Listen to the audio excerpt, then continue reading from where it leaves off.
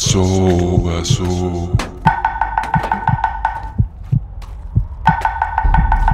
Baso.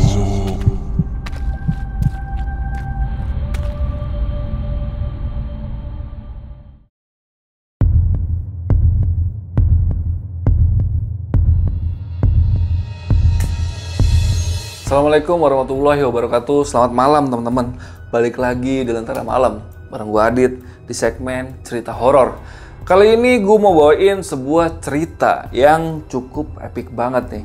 Cerita tentang sebuah keluarga pocong. Iya bener, kalian gak salah denger. Ini adalah keluarga pocong. Karena pocongnya ini terdiri dari satu keluarga, yaitu ayah, ibu, dan 2 orang anak yang meneror salah satu desa yang ada di Jawa Timur. Dan cerita ini diceritakan oleh narasumber yang bernama Mas Gali. Tapi saat ini kita belum bisa nih menghadirkan Mas Gali ini. Kejadiannya ini sih udah beberapa tahun yang lalu, tapi menurut Mas Gali sampai detik ini masih sering memunculkan diri atau menampakkan diri. Tapi nggak sebarbar zaman dulu ya, saat baru-baru keluarga ini meninggal dunia. Jadi ya pokoknya nanti cerita lengkapnya kalian denger sampai habis, ceritanya jangan ada yang di skip. Cukup skip iklannya aja, ceritanya jangan ada yang di skip. Yaudah, sebelum kalian denger ceritanya jangan lupa nih follow dulu Instagram Lentera Malam di lenteramalam.id dan juga Instagram pribadi gue di @wibowoadit. Dan buat kalian yang pengen share cerita kalian di Lentera Malam atau pengen jadi narasumber, kalian bisa langsung aja nih klik link yang ada di deskripsi. Nanti kalian isi formnya, semua udah jelas di situ. Tinggal kalian isi dan kalian kirim. Yaudah, gak usah lama-lama lagi openingnya. Sebelum kalian dengar ceritanya, kalian tonton dulu yang satu ini.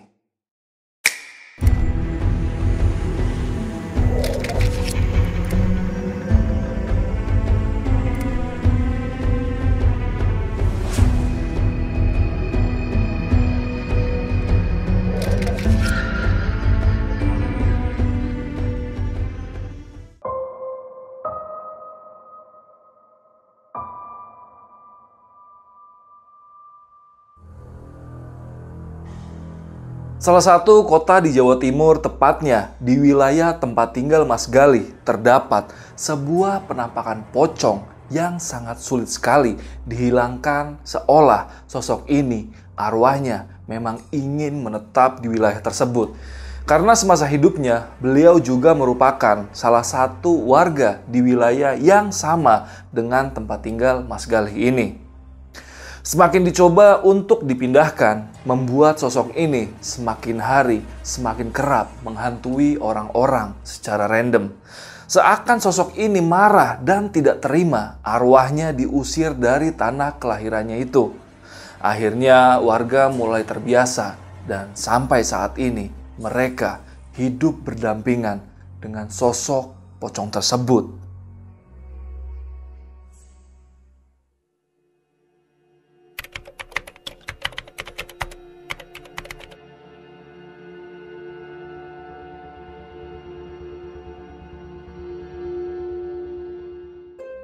Budi Sujatmiko adalah seorang kepala keluarga sekaligus seorang bapak dari 2 anak perempuannya.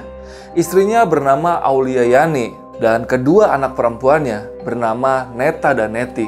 Kedua anak perempuan Pak Budi adalah anak kembar. Keseharian Pak Budi adalah berjualan bakso keliling dari satu gang ke gang yang lain. Awalnya beliau bukan berjualan bakso, melainkan berjualan mie ayam. Tapi berhubung sedikit sekali peminatnya, makanya Pak Budi beralih profesi sebagai seorang penjual bakso. Sedangkan Bu Aulia bekerja sebagai buruh cuci di rumah para tetangganya. Kadang upah yang diterima Bu Aulia itu tidak tentu, tergantung keikhlasan yang memakai jasanya untuk mencuci baju. Bahkan Bu Aulia pernah hanya dibayar menggunakan lauk pauk. Bagi beliau itu sudah lebih dari cukup, asal kedua anaknya bisa makan semua. Keluarga kecil ini hidup rukun dan damai di sebuah rumah kecil peninggalan mendiang orang tua Pak Budi. Dan Pak Budi sendiri adalah anak tunggal. Jadi selepas kematian kedua orang tuanya Pak Budi, Pak Budi hidup seorang diri sebelum akhirnya bertemu dengan sang istri dan menikah. Meski hidup dengan banyak sekali kekurangan secara finansial, lantas tidak membuat keluarga ini terdengar cekcok sehari-hari. Benar-benar contoh keluarga yang harmonis.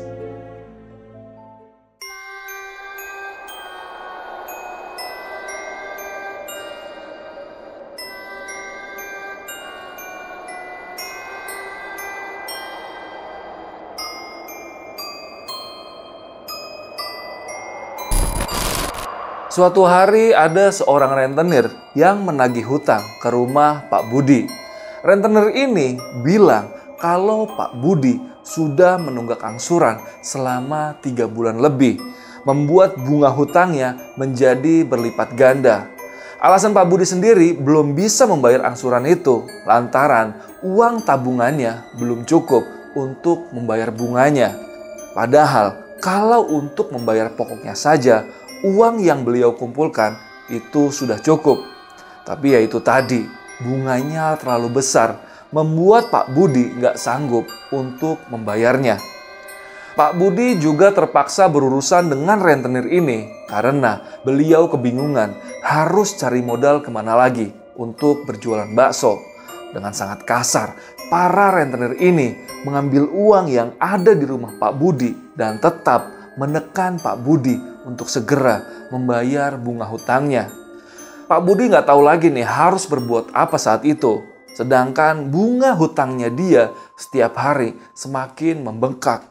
Tapi hal itu tidak menyurutkan sama sekali nih tekad Pak Budi untuk terus berjualan agar bisa memenuhi semua kebutuhan keluarganya dan sisanya untuk beliau membayar hutang kepada rentenir yang kian hari semakin melejit hutangnya.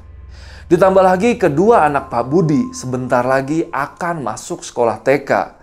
Tetapi hal itu tidak membuat beliau mengeluh sama sekali. Beliau selalu nampak tegar dan kuat di depan istri juga anak-anaknya. Sama sekali nggak nampak kegelisahan sedikit pun di wajah Pak Budi. Padahal bebannya begitu berat saat itu. Hingga di tahun 2004 silam terjadilah sebuah kejadian yang tidak disangka-sangka oleh warga setempat. Jangankan warga setempat, mungkin Pak Budi dan keluarganya juga tidak akan mengira kalau akan menerima peristiwa itu dalam hidup mereka. Hari itu menjadi mimpi buruk untuk keluarga Pak Budi.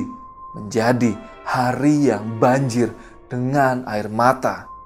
Awal dari segala kengerian yang akan terjadi nanti.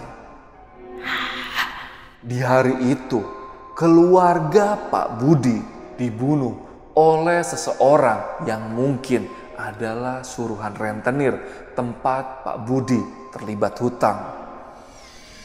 Tidak ada yang tahu bagaimana pastinya mereka membunuh keluarga ini, tapi ada satu orang yang menjadi saksi hidup di saat Pak Budi dibunuh oleh orang ini, tepat di halaman rumahnya sendiri. Saking traumanya melihat kejadian itu, orang yang satu-satunya menyaksikan dengan jelas bagaimana kepala Pak Budi ini ditebas, orang ini sekarang menjadi gila. Orang ini kita sebut saja namanya dengan Mas Fandi.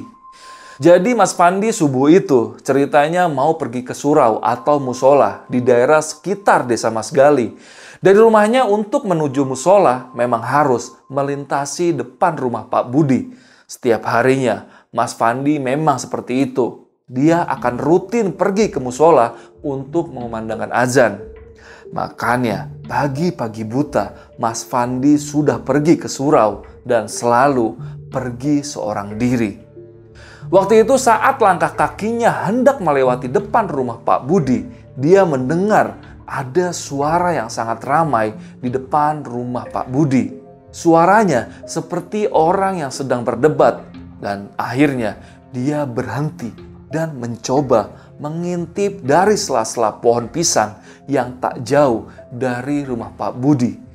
Di situ Mas Fandi melihat dengan jelas kalau ada seorang pria tinggi besar sedang mencengkram kerah baju Pak Budi sambil mengucap dengan nada yang sangat tinggi.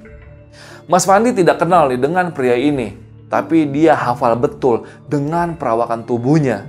Dan gak lama kemudian keluar lagi dua pria dengan badan yang tak kalah kekar dari dalam rumah Pak Budi. Tapi dua pria ini keluar dengan bersimbah darah sambil membawa sebuah pedang panjang. Mata Mas Fandi terbelalak dan dia mulai bertanya-tanya, dua pria itu berdarah sampai seperti itu karena apa? Mas Fandi melihat Pak Budi menangis histeris sambil memohon ampun dan meminta untuk tidak dibunuh oleh orang-orang itu. Pak Budi juga bilang nih kalau beliau meminta waktu lagi untuk melunasi hutangnya.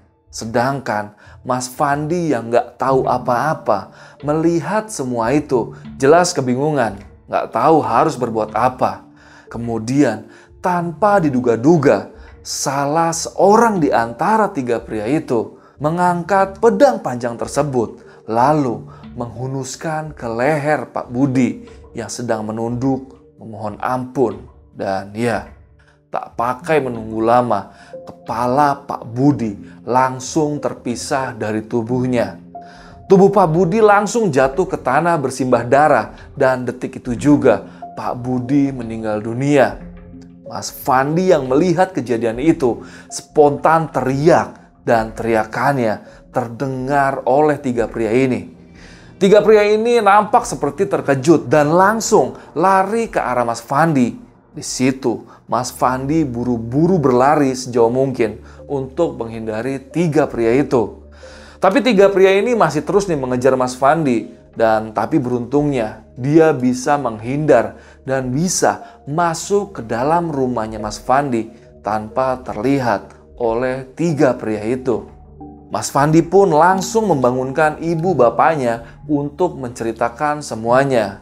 Di situ ibunya mencoba untuk menenangkan Mas Fandi agar tidak menimbulkan suara. Dan takutnya tiga pembunuh itu masih ada di sekitaran rumahnya Mas Fandi.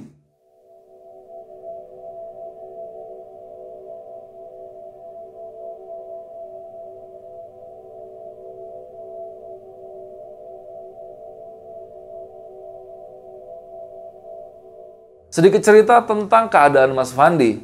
Jadi semenjak kejadian itu, semakin lama kondisi mental Mas Fandi itu semakin memburuk. Dia sering nih ketakutan sendiri di dalam kamarnya dan dia juga tidak lagi berangkat kerja dan bahkan menjaga jarak dengan keluarganya.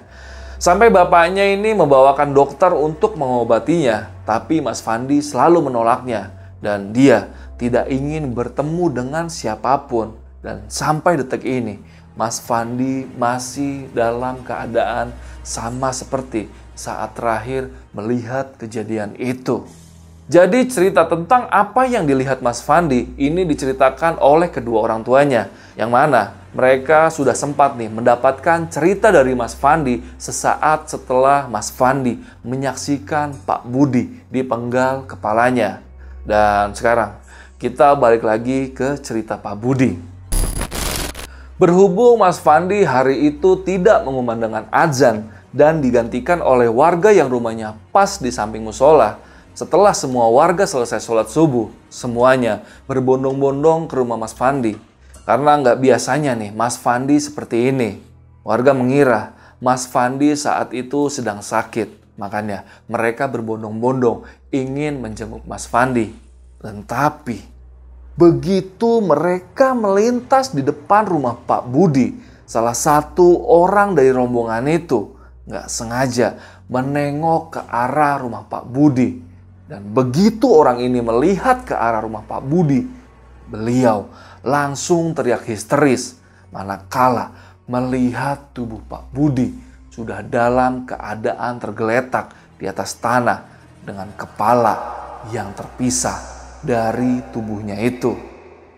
Teriakan orang ini mengagetkan orang-orang yang lainnya. Mereka semua langsung lupa dengan Mas Fandi dan langsung berbondong-bondong menghampiri jasad Pak Budi. Lalu yang lain melihat ada banyak sekali nih darah yang berceceran dan mengarah ke arah dalam rumah Pak Budi. Saat warga yang lain mengikuti ceceran darah itu, mereka melihat istri dan 2 anak Pak Budi sudah meninggal dunia dengan kondisi yang begitu sadis. Jasad Bu Aulia tergeletak di ruang tamu dengan kondisi perut yang ditusuk-tusuk dan ada sebuah pisau yang tertancap di mata kanannya Bu Aulia. Kedua anak kembar Pak Budi meninggal ditusuk pisau di bagian dada dan perutnya. Kemudian kedua jasad ini ditumpuk menjadi satu dan diletakkan di atas meja makan. Darah terciprat hampir di seluruh dinding rumah Pak Budi. 2 kamar Pak Budi nampak berantakan, seolah ada seseorang yang dengan sengaja membuat isi kamar itu menjadi berantakan. Atau bisa juga nih, sedang mencari sesuatu di kamar itu. Atau bisa juga nih, sedang mencari sesuatu di dalam kamar Pak Budi. Warga kemudian menutup keempat jenazah ini dengan kain sambil menunggu polisi datang ke TKP. Ada 2 warga yang menyadari kalau darah itu juga mengarah ke sebuah tempat.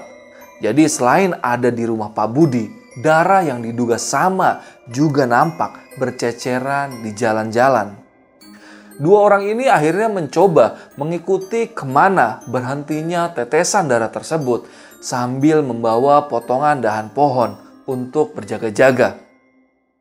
Semakin mereka mengikuti darah itu, tak terasa langkah mereka terhenti tepat di depan rumah Mas Fandi.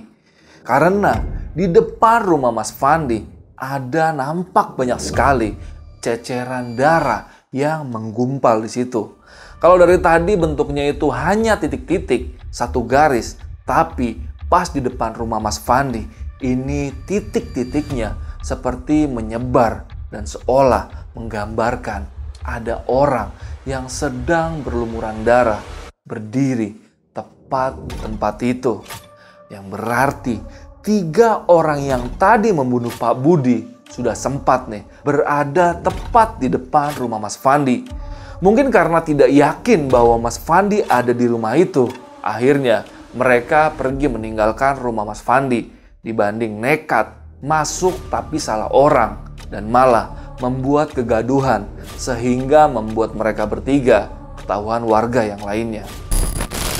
Hebohlah 2 orang ini dan berteriak memanggil nama Mas Fandi. Mereka berpikir kalau jangan-jangan Mas Fandi lah yang membunuh keluarga Pak Budi. Dan tak lama kemudian ayah dari Mas Fandi keluar dari dalam rumah. Dan 2 orang ini langsung buru-buru menyerbu dengan berbagai pertanyaan kepada ayah dari Mas Fandi, membuat beliau sampai kebingungan. Ayah Mas Fandi mencoba nih melihat darah yang menggumpal yang ditunjuk oleh 2 orang tadi. Dan akhirnya ayah dari Mas Fandi ini menenangkan 2 orang ini dan baru menceritakan semuanya. Semua yang dilihat dan dialami oleh Mas Fandi pada saat Pak Budi beserta keluarganya dibunuh dengan sadis oleh 3 orang laki-laki. Bahkan Bapak Mas Fandi ini rela nih menjadi jaminan kalau anaknya sama sekali tidak terlibat dalam kasus itu. Justru anaknya adalah saksi mata satu-satunya atas kejadian itu. Kemudian 2 orang ini pamit dan kembali ke rumah Pak Budi dan melaporkan ke warga-warga yang lain tentang apa yang diceritakan oleh ayahnya Mas Fandi. Ternyata polisi sudah datang nih ke TKP dan 2 orang ini langsung memberitahu juga nih hasil temuannya yang tadi diceritakan oleh ayahnya Mas Fandi kepada pihak kepolisian. Tapi sayangnya pada saat polisi menghampiri Mas Fandi, kondisi psikis dari Mas Fandi sudah mulai terganggu saat itu. Dan bahkan Mas Fandi bergelagat seperti orang yang sangat ketakutan, seperti melihat hantu. Akhirnya polisi hanya menerima kesaksian dari kedua orang tua Mas Fandi yang sempat diberitahu oleh Mas Fandi sendiri sebelum pikirannya menjadi stres.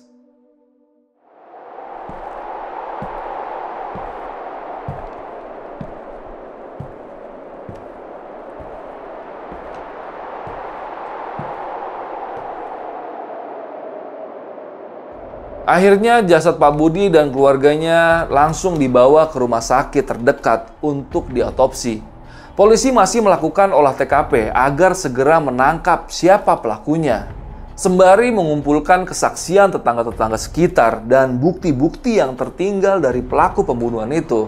Untuk sementara waktu, rumah Pak Budi pun diberi pembatas untuk memudahkan polisi melakukan olah TKP.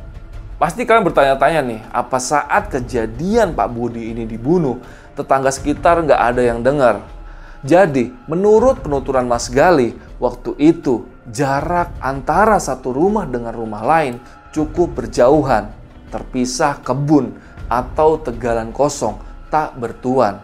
Dan kejadian itu terjadi pada waktu di mana orang-orang sedang pules-pulesnya tidur. Dan kata Mas Gali, sampai detik ini rumah bekas Pak Budi masih dibiarkan kosong dan terbengkalai. Bahkan gerobak baksonya Pak Budi masih terparkir rapi di depan rumahnya Pak Budi setelah belasan tahun tidak pernah dipakai lagi. Sebelah kanan rumah Pak Budi kini didirikan balai RT dan sebelah kirinya dibuat semacam posyandu balita maupun lansia. Rumah Mas Gali sendiri pas di sebelah kirinya posyandu, jadi jaraknya tidak terlalu jauh dari rumah Pak Budi.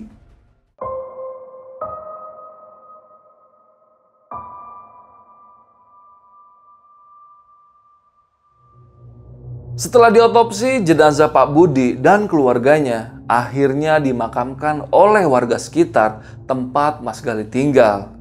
Tapi setelah Pak Budi dan keluarganya dimakamkan, kengerian mulai menghampiri semua warga di kampung itu, termasuk keluarga Mas Gali sendiri. Banyak yang mengaku nih rumahnya diketuk oleh seseorang tepat di tengah malam. Tapi begitu pintunya dibuka, tidak ada tanda-tanda manusia ada di luar rumah mereka. Hanya saja menurut Mas Gali, kalau mereka nekat melangkah keluar rumah untuk memastikannya, dijamin mereka akan melihat sosok pocong berada di sekitar rumahnya. Pocong itu bukan hanya satu, melainkan ada 4 sosok yang berdiri dengan segala kengeriannya. 1. Pocong dengan mata kanan tertancap pisau berlumuran darah. Dan ada juga 2 pocong anak-anak yang tubuh depannya penuh dengan darah. Lalu ada 1 lagi, pocong tanpa kepala. Karena menurut warga sekitar, kepalanya ada di bawah tepat di samping kaki pocong tersebut. 4 pocong inilah yang dipercaya warga adalah arwah dari keluarga Pak Budi. 4 pocong ini seperti meminta sesuatu keadilan atas kematian mereka.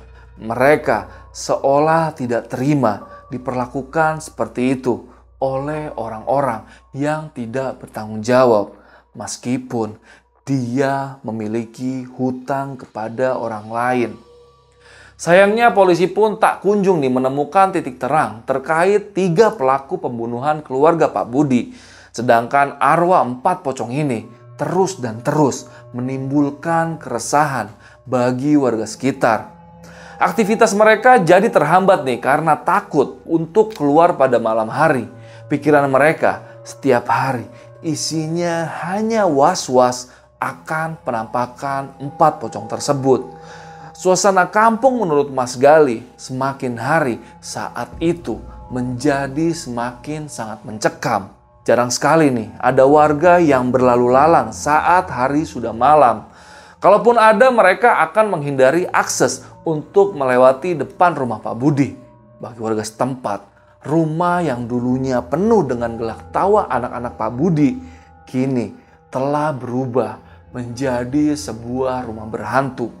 Bahkan menurut warga sekitar yang pulang dari sholat subuh berjamaah di musola dan coba melewati rumah Pak Budi, mereka semua mengaku sering mencium aroma bakso yang begitu lezat dari dalam rumah Pak Budi. Persis seperti dulu saat Pak Budi dan keluarganya masih hidup. Mereka selalu menyiapkan dagangan baksonya sejak dari subuh.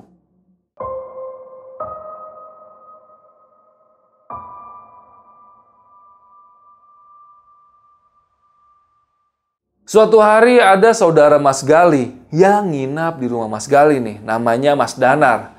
Sedangkan di hari itu bertepatan nih dengan tahlilan 100 hari meninggalnya keluarga Pak Budi.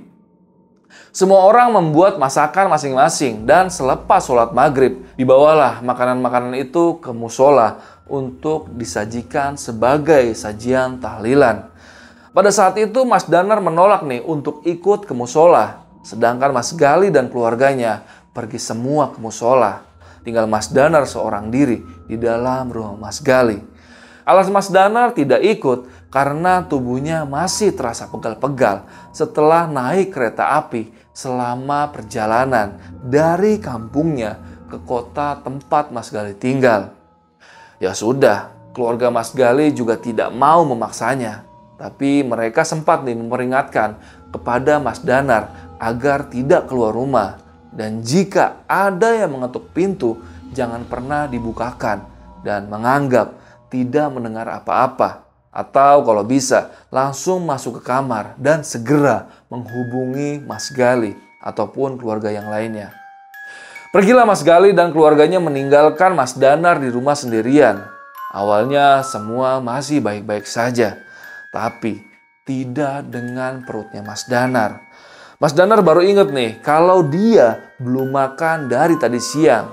Pergilah Mas Danar ke dapur rumah Mas Gali. Tapi ternyata di dapur Mas Gali tidak ada makanan sama sekali. Akhirnya untuk menghibur diri dan menahan rasa laparnya, Mas Danar lalu menyalakan TV nih di ruang tamu depan. Baru saja TV ia nyalakan, tiba-tiba dia mendengar suara. Bakso, bakso, bakso, bakso, bakso.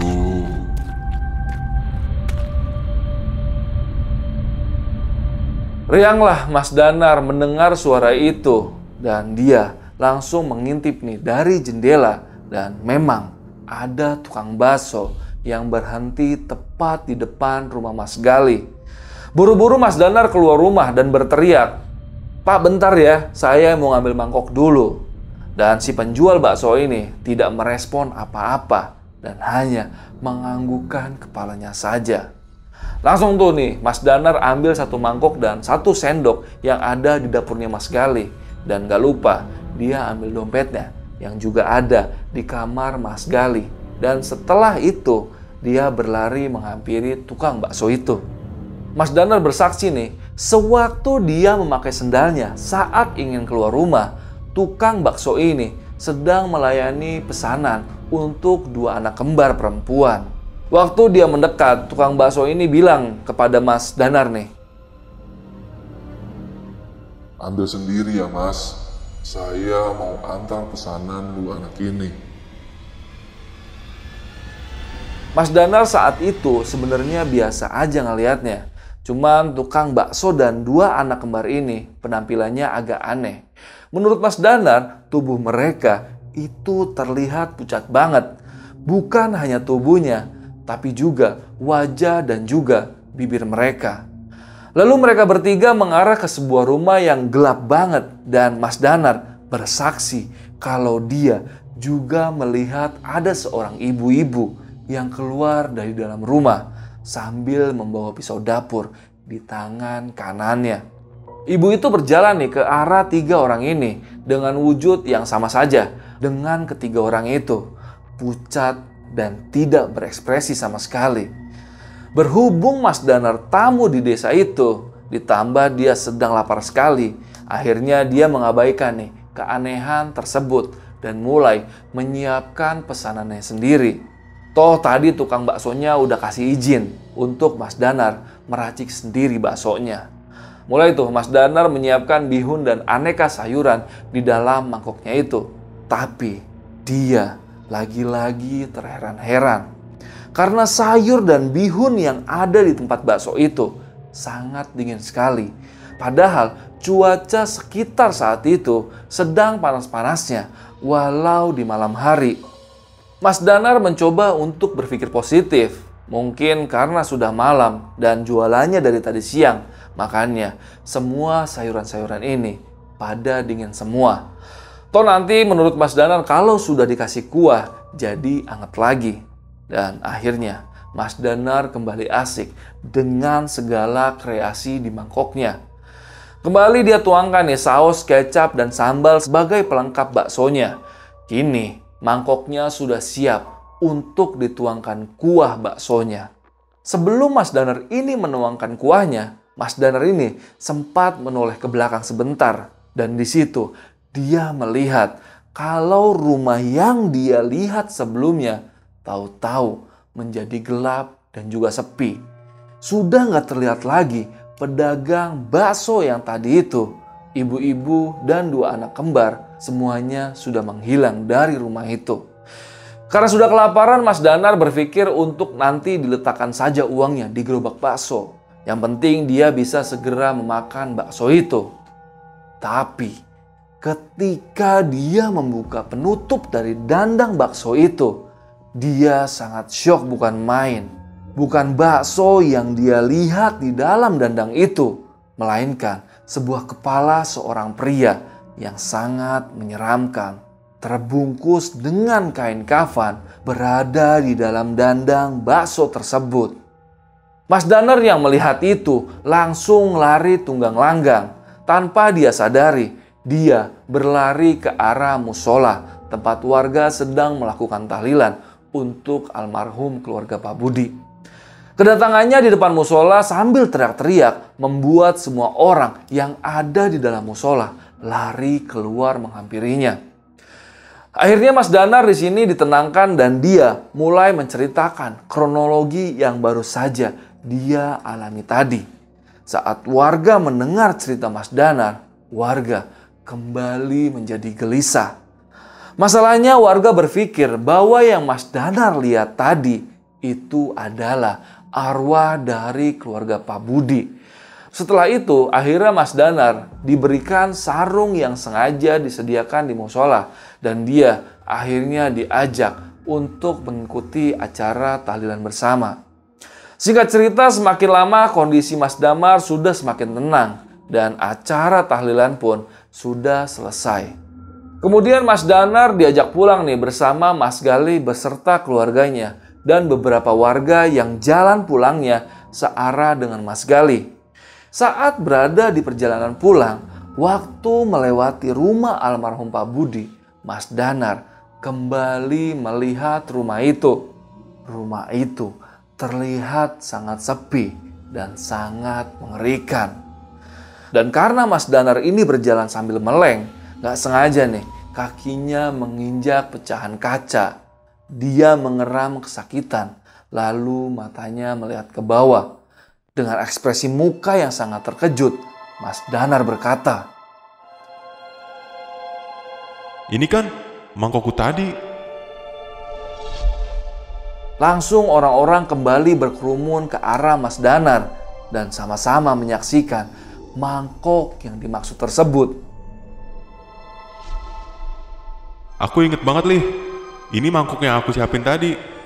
Sayuran sama bihunnya aku sendiri yang ambil di gerobak itu. Aku kira ya tukang bakso beneran, tapi ternyata demit. Lih, sebenarnya di kampung ini lagi ada apaan sih?" Akhirnya di depan rumah Mas Gali dan di depan banyak orang juga, Mas Gali menceritakan semuanya kepada Mas Danar.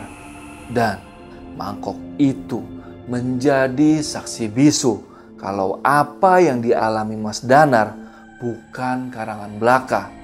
Terlebih Mas Danar juga tidak tahu nih apa-apa terkait keluarga almarhum Pak Budi.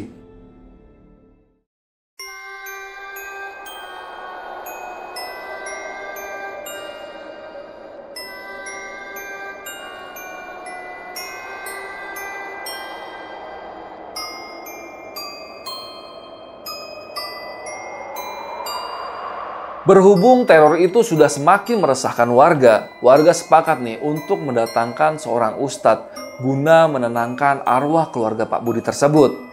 Niatnya supaya arwah keluarga Pak Budi tidak kembali menghantui warga desa. Sayangnya, saat ustadz ini berusaha untuk mengusir arwah itu, ustadz ini berujar kalau ia tidak sanggup untuk melakukannya. Kekuatan arwah Pak Budi sangat mendominasi dan membuat sosok pocong yang lainnya yang ada di desa itu ikut menjadi kuat. Menurut ustadz tersebut, mereka ingin memberitahu kepada semua orang kalau sampai kapanpun mereka atau arwah keluarga Pak Budi tidak mau dipindahkan atau diusir dari desa itu. Bagi arwah-arwah itu, rumah itu adalah rumahnya dan sampai kapanpun juga tidak akan ada orang lain yang bisa mengusirnya dari rumahnya sendiri.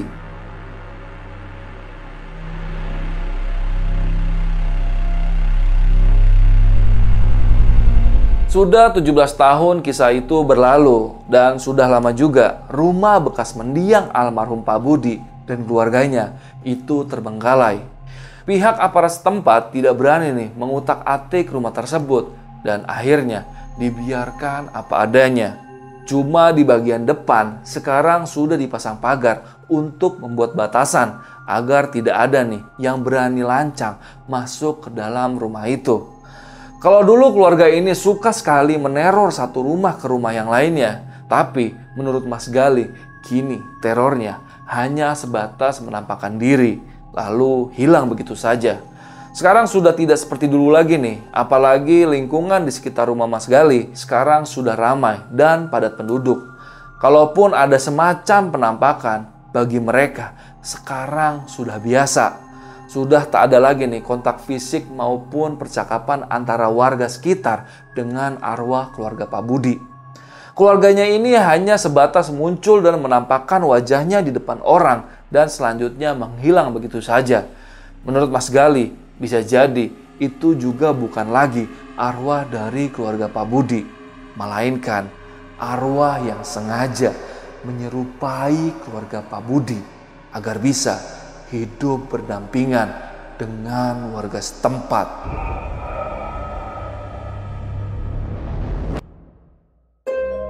Oke, itu tadi cerita dari narasumber yang bernama Mas Gali yang tinggal di Jawa Timur.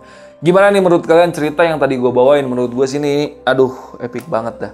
Ini kalau gue berada di desa itu sih mungkin gue nggak bakal berani tinggal lama-lama ya di desa itu. Karena menurut Mas Gali rumah itu sampai sekarang masih ada dan berdiri tegak. Dan nggak ada yang berani ngotak-ngatik rumah itu. Bahkan gerobak baksonya dari Pak Budi ini masih ada di depan rumah itu. Karena menurut cerita tadi kan rumah itu memang milik pribadi punyanya si Pak Budi. Karena kebetulan Pak Budi ini anak tunggal, jadi dia mendapatkan warisan langsung dari kedua orang tuanya. Warisannya ya berupa rumah itu yang ada di dekat rumah Mas Gali. Mungkin yang bisa dipetik dari cerita ini kali ya, jangan sekali-kali kalian berurusan dengan rentenir ya. Karena setahu gue ya, walaupun gue belum pernah pakai jasa rentenir, kalau yang gue tahu sih kalau nggak salah ya, rentenir itu kalau ngasih bunga itu gede banget. Apalagi kalau kalian telat bayarnya, itu bisa berlipat-lipat ganda. Bahkan pernah dengar cerita gue nih, kalau bunganya itu bisa lebih gede dari pokok hutangnya. Ini kan gila. Aduh, mendingan kalian pinjol aja deh. tapi pokoknya intinya nggak ada yang baik lah kalau kalian itu ngutang, apalagi ngutang untuk sesuatu yang konsumtif ya. Kalau untuk sesuatu yang produktif sih nggak masalah sih, ibaratnya kalian minjem uang untuk usaha atau apa, ingin melipatkan uangnya lah dengan cara berusaha, oke-oke aja. Tapi kalau buat minjem uang untuk kebutuhan sehari-hari atau bahkan untuk gaya-gayaan itu, aduh, jangan sekali-sekali deh. Mendingan kelihatan susah daripada banyak gaya tapi banyak utang. Dan yang ngeri lagi nih di cerita ini, menurut Mas Gali sampai detik ini teror pocong dari Pak Budi ini belum 100% hilang. Jadi sampai 2021 ini, di desanya tempat Mas Gali ini masih sering nih kejadian orang-orang yang mungkin hanya sekilas saja ngelihat penampakan pocong. Tapi tadi di cerita juga di akhir dibilang, mungkin juga itu bukan teror dari arwah Pak Budi. Itu mungkin ya jin yang menyerupai dari Pak Budi. Karena setahu gue kan kalau orang udah meninggal ya udah ke akhirat. Yang ada di bumi ini ya bangsa-bangsa jin atau korin dari almarhum tersebut. Oke, buat kalian yang udah dengerin cerita ini sampai detik ini, gua mau ngucapin terima kasih banget nih. Dan juga berterima kasih untuk tim emak yang udah menuliskan cerita ini. Jadi buat kalian yang pengen ceritanya ini yang lebih details lagi, kalian bisa mampir ke Twitternya emak. Linknya gua taruh di deskripsi. Karena cerita tadi yang gua bawain, itu ada beberapa bagian yang gua cut. Yaudah, gue rasa malam ini cukup. Jangan lupa juga follow Instagramnya Lentera Malam dan Instagram pribadi gue di @wiboadit. Dan jangan lupa like dan subscribe dan juga komen channel Lentera Malam. Biar gue sama Jamal semakin semangat lah bikin video-video lagi dan bikin segmen-segmen terbaru buat ngehibur kalian semua. Yaudah, karena gue udah kebanyakan ngebacot nih dan kalian biasanya udah nge-close juga nih kalau udah detik-detik terakhir begini.